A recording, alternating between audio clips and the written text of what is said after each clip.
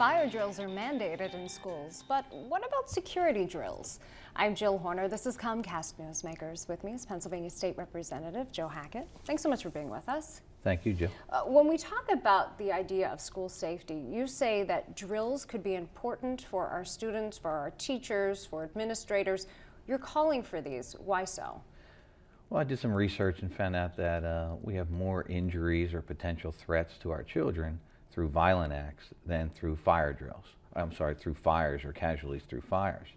We did some research through the NFPA and found out that, unfortunately, although we drill monthly for fire drills, we don't do anything for school security, or as sometimes is commonly known as lockdown. And when I say don't do anything, some schools are on their own doing voluntary drills. One is Upper Darby that I take great pride in. A good friend of mine is with the police department there, and he helps to work that. And but I'm really concerned about all the schools, both public and private, throughout our Commonwealth, that we need to put something into place. So I coach football also, and I know that you play as you practice. So I believe if we drill this, we can save lives of children and injury to children and teachers and faculty. And you're calling for this to be in place throughout the Commonwealth. Would it be up to individual districts to put a plan in place? It could be either through each school district or through the county.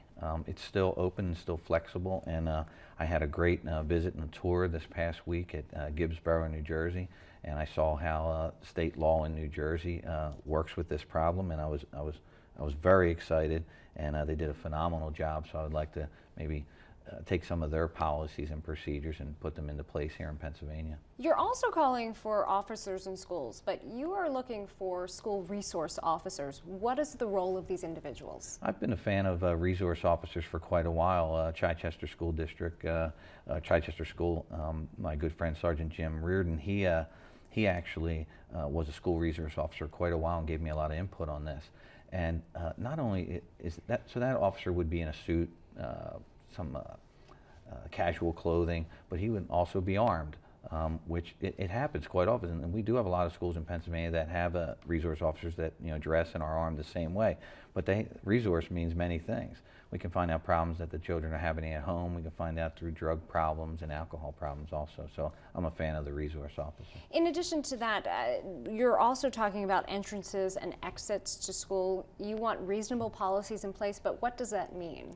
Although it's costly, no doubt, but if we have one point of entry and emergency exits, which of course by the fire code would be in there, but again, Gibbsboro showed us a great example how everybody has to come in through that front door, and there has to be a visual contact. They do have cameras also, but I do think it's a start. It's some way we can make our schools safe, across the board. Do schools currently communicate with local first responders, local police departments when it comes to school safety? They do. In Pennsylvania, through the Department of Education, we have a memo of understanding that school districts would have to communicate with their local police departments, their emergency responders, that if an incident happened, what are we going to do?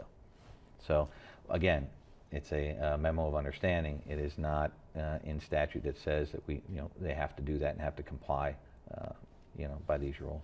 And we just have a few seconds left, but you are looking to put these policies in place through statute.